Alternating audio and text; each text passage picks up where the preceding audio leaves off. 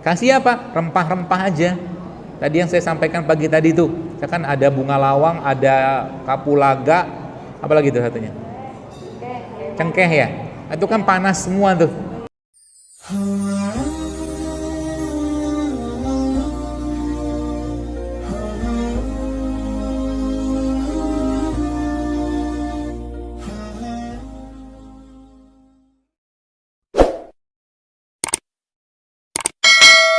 Tiroid itu sebagian besar kan karena ketakseimbangan bahasanya gitu, hormon tiroid T3, T4 seperti itulah yang saya tahu. Solusinya apa yang kita bisa ambil banyak ya. Pertama, saya menganut prinsip atau pemahaman bahwa semua penyakit itu asal muasalnya dari perut. Maka benerin perut, benerin makan mulai sekarang. Ya. Apa saja yang nggak boleh segala macam sudah saya jelaskan tadi. Saya kira udah paham lah. Yang pertama, yang kedua apa? Suplai perutnya dengan makanan-makanan, atau kalau dia makan karbohidrat, itu karbohidrat yang asli. Atau kalau bisa jangan yang atau yang lebih cepat diserap. Contoh mungkin air tajin. Ini nanti yang kena tiroid ini suruh minum air tajin tiap hari. Minum air tajin, bukan air cucian beras ya. Air tajin tahu ya? Ya. Tapi pastikan atau carilah beras yang sehat. Ya, beras sehat itu contohnya apa? Beras yang bebas residu pestisida contohnya. Itu yang pertama. Itu yang kedua. Lalu tambahkan di sana asupan-asupan yang tinggi kolagen.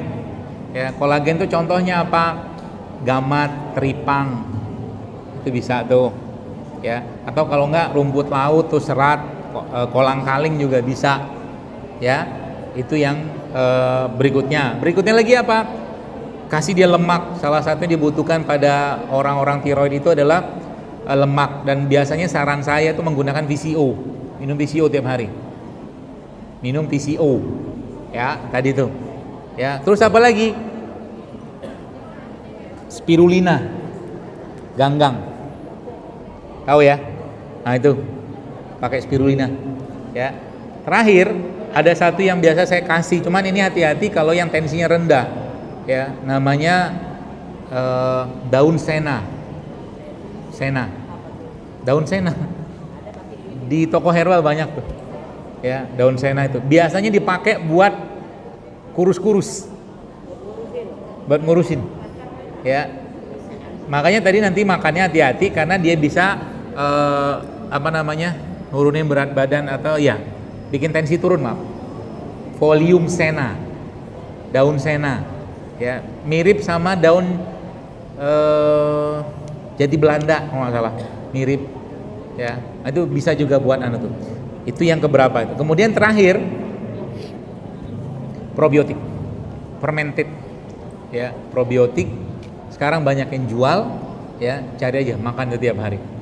Jadi tiap hari, contohnya apa? Makanan sehat yang mengandung bakteri itu tempe kan. Jadi Anda makan tempe kayak begini, satu tempe, ya, Anda makan dengan satu kurma, itu bagus banget buat pencernaan Anda dan perut Anda, dan itu akan meningkatkan imunitas karena memang itu makanan bakteri yang ada pada tubuh kita, kurma dan tempe tadi. Dan tempe itu sendiri adalah makanan probiotik atau makanan fermentasi, paham ya?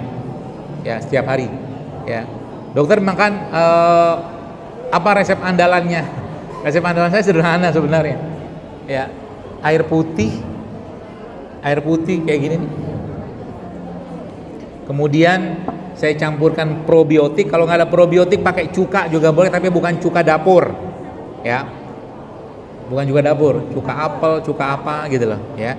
Masukin sedikit, kasih madu sedikit, ya, kasih garam sedikit, garam mineral yang bagus, ya. Mau garam laut boleh, garam Himalaya, apa aja, pokoknya garam yang non rafinasi. Lalu makan dengan 3 atau 5 atau 7 habatus sauda. Sesuaikan dengan kondisi Anda. Kalau saya kadang-kadang 5, ya, karena kebutuhan badan saya beda sama Bapak Ibu sekalian.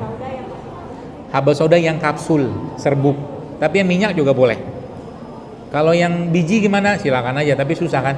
Mendingan yang udah bubuk aja, kapsul-kapsul gitu. Mungkin di depan ada tuh. Ya, itu biasanya dalam saya begitu, ya, supaya apa? Vitalitas kita terjaga, imunitas kita terjaga. Nanti mau ada virus apapun aman kita. Ya, nggak panik, ya. Kadang-kadang kan orang tuh panik, kenapa? Karena nggak ngerti konsep.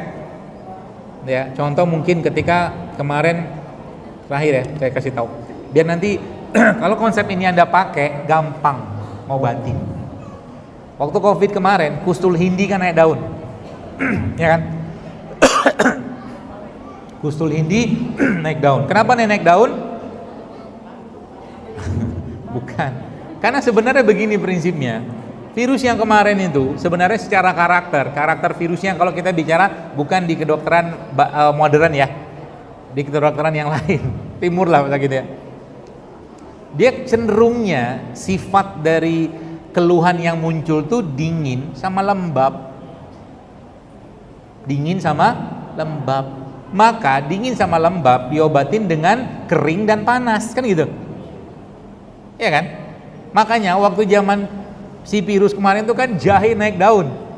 Mahal banget jahe. Iya kan? Tanpa sadar orang memakai pola itu. Jadi nanti kalau anak Anda batuk pilek di rumah dan cenderung keluhannya itu sifatnya dingin atau lembab, jangan kasih buah sama dia.